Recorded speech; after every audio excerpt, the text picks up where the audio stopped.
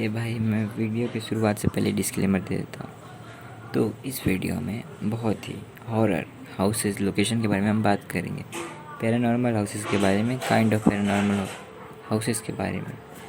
तो इसको देख रात तो ना देखे, वरना आपको नाइटमेयर आ सकते हैं। तो शुरू करते हैं हम। हे गाइस, कैसे हैं आप लोग? मैं हूँ ओरी। तो आपको कहीं मन करता है कि पता लगाने का कि दुनिया में कैसे कितनी सारी हैं पैरानॉर्मल हाउसेस, मतलब भूतिया घर। आज वीडियो सब बने रहो, बहुत ही मज़ा आने वाला है और डर नहीं लगने वाला है। तो लाइक करना, सब्सक्राइब करना, हेयर प्ले को jump in the video. Haunted house number 1। तो इस हाउस का नाम है द लैम्प मैंसन, जो सेंट लुइस में है, मिशोरी में। तो ये शुरुआत ही हम बहुत ही ख़तरनाक और सबसे भूतिया में से एक घर से कर रहे हैं। ये सेंट लुइस का जो है ये लैम्प मैंशन है, उसको अमेरिका का सबसे हॉन्टेड प्लेस में से एक में आता है, जिसकी बहुत ही ट्रेजिक स्टोरी है। तो चलिए शुरुआत करते हैं हम।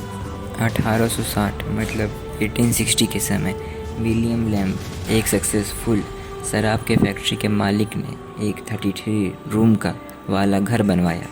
पर कहानी यहाँ ख़त्म नहीं होती है। 44 साल बाद मतलब 1904 में विलियम लैम्प ने अपने आप को मार दिया, जब उसके सबसे छोटे मतलब 4 बेटे में से सबसे छोटे बेटे की मौत हुई। तब फिर कुछ साल बाद उसकी वाइफ को भी कैंसर हो गया और उनकी भी मृत्यु हो गई इसी घर में। फिर कुछ साल बाद उसकी वाइफ को भी कैंसर हो गया और उनकी भी मृत्यु हो गई इसी घर में। फिर 1922 में विलियम लैम्प सीनियर के छोटे भाई ने अपने आप को वही रूम में मारा जिस रूम में विलियम लैम्प ने अपने आप को मारा था। इतना ही नहीं, 1949 में फिर चार्ल्स लैम्प, विलियम के तीसरे बेटे ने अपने कुत्ते को बेसमेंट में मार दिया। उसके बाद अपने रूम में आके खुद को मार लिया। हाँ, सही सुना आपने। यही सिलसिला ख़त्म नहीं हुआ। फिर उसकी उसी साल जब उसके तीसरे बच्चे की मौत हुई, तब उस घर को बेच दिया गया और उसे काइंड ऑफ होटल में कन्वर्ट कर दिया गया। तो उसमें अभी भी लोग जाते हैं, पर जो वहाँ अमेरिका के हिसाब से जो वहाँ लोग जाते हैं, उन्हें दरवाज़ों के ज़ोर से बंद होने की आवाज़ सुन देती है और हाथ या चमड़े पर जलन महसूस होती है। House number 2, the Villisca axe murder house, जो कि वेलिस्का लुआ में है। 10 जून 1912 को एक घर के मालिक जोशिया और शारा को उन्हीं के घर में पीट कर मार दिया गया और उनके घर में जो उनके 4 बच्चे और 2 दोस्त आए हुए थे, उन्हें भी पीट कर मार दिया गया। आज तक नहीं किसी को पता चला, ना पुलिस को ना किसी आदमी को, कि उन्हें एग्जैक्टली किसने मारा है। अब उस घर को टूरिस्ट हाउस बना दिया गया है। पर आप सोच रहे हैं कि वहाँ कौन जाता, कौन भला जाएगा? हाँ, बहुत सारे लोग हैं जिन्हें भूत को देखना अच्छा लगता है, तो वो $400 पे करके 1 नाइट मतलब एक रात के लिए वहाँ रहते हैं। टूरिस्ट के आने जाने को उस जगह पर कम कर दिया गया है, क्योंकि बहुत लोग बोलते हैं जो उस घर में रुकते हैं रात भर के लिए, वो बहुत लोग बोलते हैं कि उन्हें बच्चों की चिल्लाने की आवाज़ आती है और चलती हुई सीढ़ी और उड़ते हुए सामान दिखते हैं हवा में। अभी इतना ही नहीं, सबसे इम्पोर्टेंट और सबसे स्केरी बात तो अब सुनो। 2014 में एक पैरानॉर्मल इन्वेस्टिगेटर ने अपने आप को चाकू मार लिया, अपने आप को स्टैब कर लिया एक रात वहाँ बिताने के बाद। है ना अपना बात? तो लाइक करो। हॉन्टेड हाउस नंबर 3, जो उसका नाम है जीएन हार्लो हाउस, जो लॉस एंजलिस कैलिफोर्निया में। लॉस एंजलिस बहुत ही फेमस जगह है भूतों के लिए और अपने फेमस सुंदर घरों के लिए।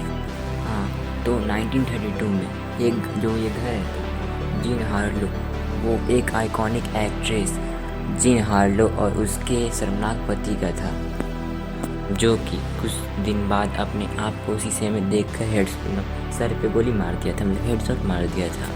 हस्बैंड के मरी हुई लाश को उसके बटलर ने देखा था और उसको देखने के बाद उसने तुरंत ही पुलिस को कॉल किया। तो पुलिस ने इन्वेस्ट किया तो पता चला कि वो सुसाइड किया।